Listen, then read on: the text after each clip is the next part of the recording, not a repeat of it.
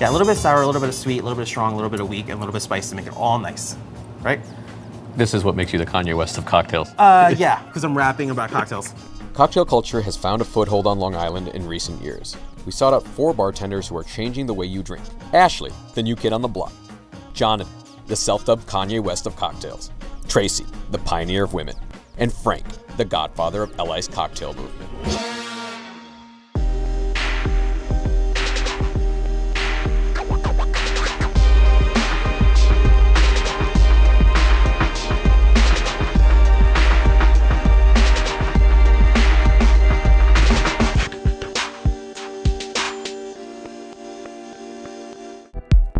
First, we head to Revel in Garden City, where 21-year-old Ashley McDonald showcases a refined palate.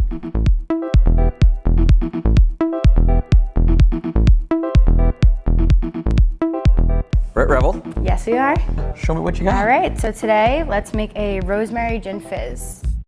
Being 21, I have definitely ran into some customers that aren't very thrilled about my age or will underestimate what I can do. When it comes to muddling, you want to be really as rough as you can without breaking the glass. And then through here, just gonna pulverize the ginger. Great. This way the ginger won't come smack me back. Exactly. How do you do this without breaking the glass? I had a customer a couple weeks ago order a martini, and I asked him, oh, okay, would you like it shaken or stirred? He's like, is there a difference? It's like, there is. And he's like, how old are you? I'm like, 29. He's like, so what do you know? It's like, all right. So when you shake a martini, you're gonna lose some of the flavor because it's going to become so cold that you're going to lose the flavor of the vermouth, of the vodka, or the gin that you're drinking. When you stir it, you take a little bit extra time, those flavors are going to burst and you're going to taste each thing in the martini. After this, he actually apologized and he said, thank you very much, because I would have continued to order martinis throughout the rest of my life and I would have never known the difference. All right, so from there, we're gonna do a nice 2 count of lemon juice. 2 count of simple. Right, and then we are going to use Benham's gin, which is a lemon Meyer gin, so it's a little bit sweeter. I have never had a lemon Meyer gin. Well, you are in for a treat. I'm gonna do a 4 count. What does that mean, a 4 count? Ready? I'm gonna do it. You tell me when I'm at 4. 1, 2, 3. Perfect. That's it? Yep. Stop? Natural bartender. I feel actually, the more I've gone out and the more places I've tried, that there are a lot more female bartenders than people might realize. I know the culture, it used to be, it was always like a man's job, and it was always an older man's job too. And there's still places that you go now and you'll come across the older men bartenders. But I actually think that females are slowly taking over the scene a little bit. With Revel, we are an upscale new American with some Greek touches. Here, we're really trying to market ourselves as a cocktail bar. I think that we're headed in the right direction. Our past round of cocktails have definitely stepped it up, and we have some new things in the works for the new menu that will come out in April. So we're trying to work with things that will set us aside that you're not gonna really be able to find at other places on Long Island. You really will only come across this stuff here. Okay, we're shaking this one. Yes, the glass is always gonna go on top. All right. 2 hands. 2 hands. Over your shoulder. Hard as you can.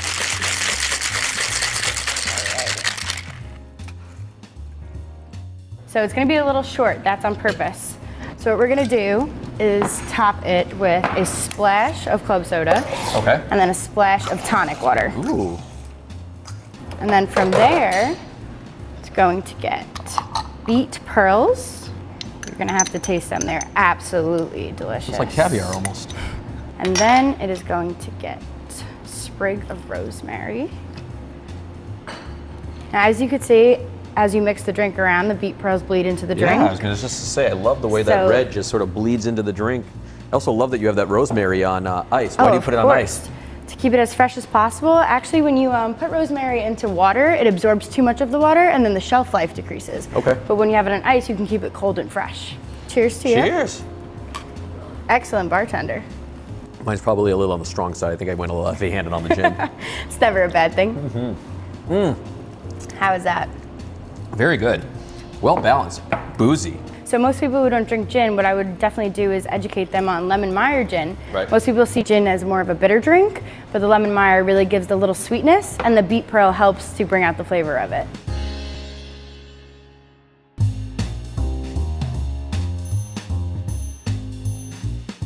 Next, we meet Jonathan Gonzalez at Blackbird in Wantagh, who geeks out over cocktails and loves the science behind drinks. Well, on my birth certificate it says Jonathan, but on my resume sometimes it says the Kanye West of cocktails.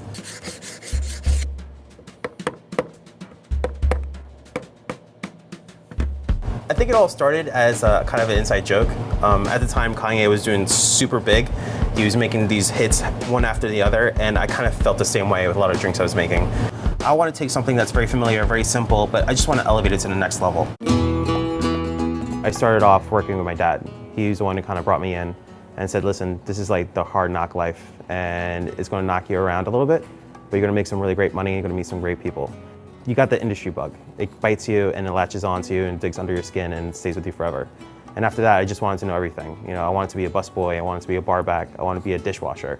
The best part about it was behind the bar, day one, not knowing anything I was doing, and then just falling in love with it, because you just make people happy. And you see people flirt with each other, people fight with each other, but it's human interaction at its best, and it's like first-hand accounts of it. And they're all your stories that you get to keep forever. Well, we're going to do the Lilyhammer 94. We're going to do a split base. Basically, I'm combining 1 ounce of one spirit and 1 ounce of the other. The two spirits we're going to combine are aquavit and rum. Oat milk has been very popular with baristas lately. Basically, I'm taking oats, water, a little bit of flaky salt, and I'm blitzing it in a blender for a few seconds. Like So you're making your own oat milk? Got to make your own. Somebody didn't show up to work, and my manager looked at me and said, listen, you've been wanting to do this for a while. Go for it. I was making vodka sodas, and they were the worst vodka sodas known to mankind. I picked up a couple books, like the typical bartender's Bible you find behind every bar, and I started studying them. One of the things that your teachers tell you, hey, you gotta master math before you leave high school, no one pays attention to, it's true, because everything behind a cocktail is all math. This part is gonna be a little more dainty. We're doing just a 1/4 teaspoon of Amaro Sumanto. What's up next? Okay, fermented honey. Fermented honey is literally what you think it is. It's honey syrup that's been fermented. Typically, a bartender would throw it away and say, oh man, this is being spoiled, but pharaohs used to use it on the mummies, used to use it to heal wounds. Fresh lime juice, super important. 4 hours old, moderately pH balanced, and we're doing 3/4 ounce.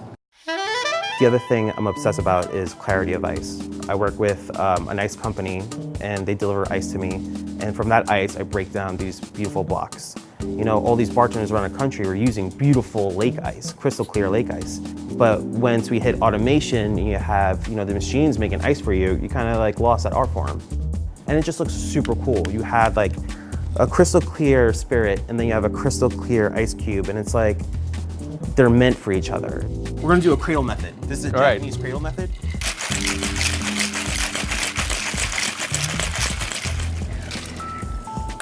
No drink is complete without its dress, so let's dress this up. Bouquets are made of organic flowers and also lavender from East Marion, from Lavender on the Bay. Okay.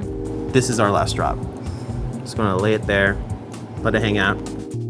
A lot of people are my age now, who are opening bars, running bars, working in bars, and we see what our brothers and sisters are doing in the city, and how come we can't have that?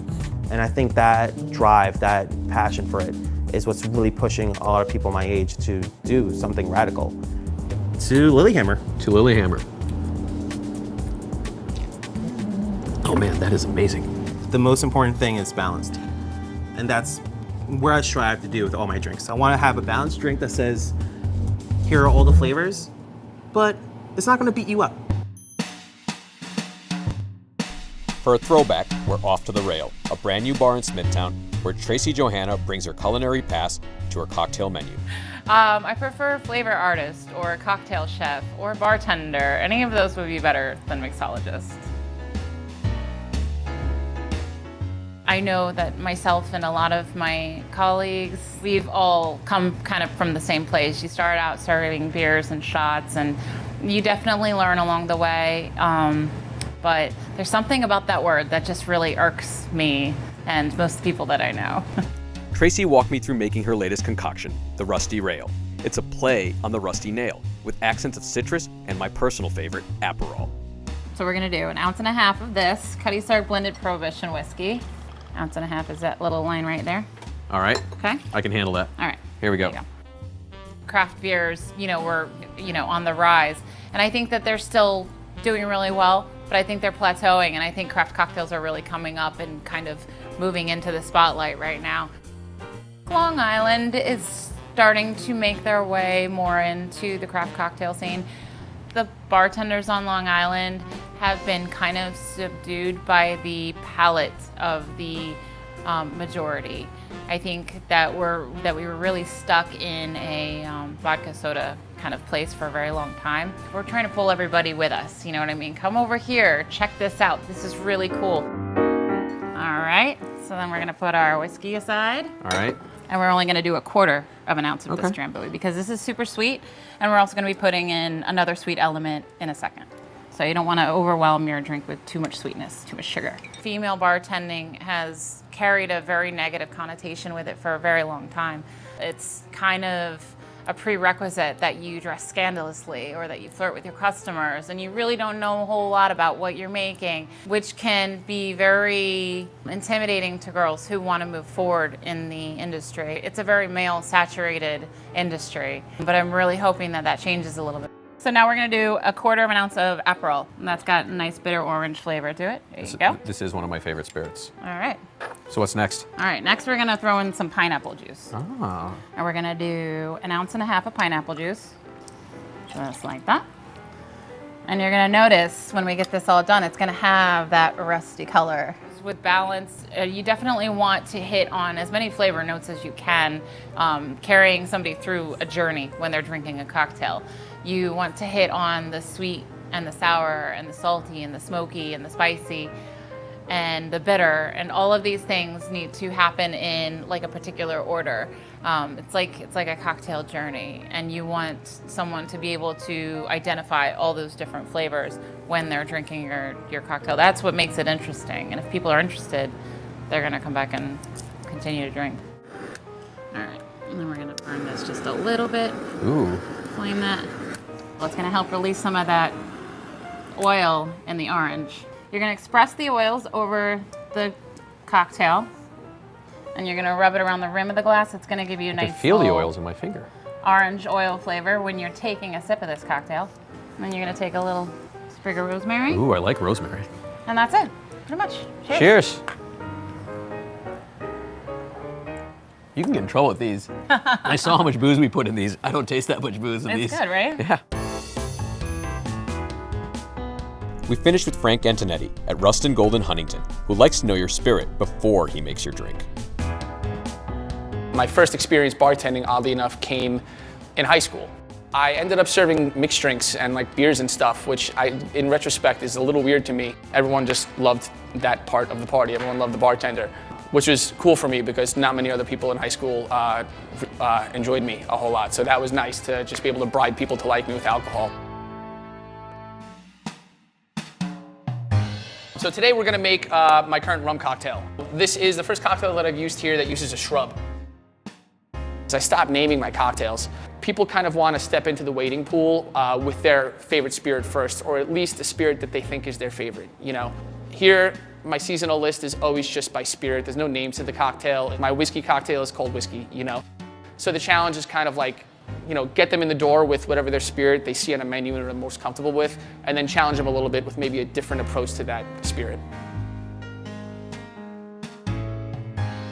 So we're using Denizen aged white rum. We're also going to throw in a little bit of lime juice and a little bit of fresh agave nectar as well, just to kind of waken it up and round it out. Now I'd say it's like a 50-50 split between people that are ready to just try anything and really get out there and embrace a more progressive cocktail culture, and 50% people that are just very happy with, you know, coconut martinis and their lychee everything.